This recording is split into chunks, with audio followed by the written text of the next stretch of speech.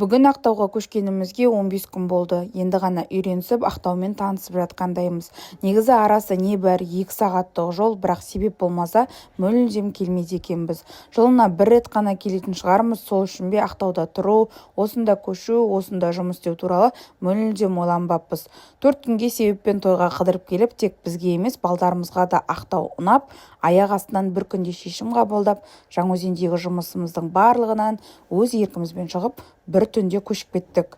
Туыс жоқ, таныс жоқ, адам тұрмайтын бір мекенге түсіп кеткендей болдық. Ақтауда өз үйіміз жоқ, қазір жалдамалы пәтерде тұрып жатырмыз. Бәрі біз үшін жаңа, көшеде, адамдар да өмірде. Жаңаөзенде жүріп тамақтың бағасына аса мән бермейтінбіз. Ал мұнда алған затымыз қымбат па, арзан ба, өзіміз де білмей қаламыз. Қазір бізді ең қатты қуантатыны теңіздің жақын болғаны. Әр барған сайын біз бір нәрсені тереңірек түсінеміз. Біз қорқсақ та тәуекел еттік. Көшіп кеткеніміз жай ғана шешім емес, өзімізге берілген мүмкіндік еді. Қазір қарап тұрып, сол батылдығымызға ішімізден алғыс айтамыз. Егер сіздерге қызық болса, келесі видеода жалдап жатқан үйімізге рум-тур түсіріп көрсетемін.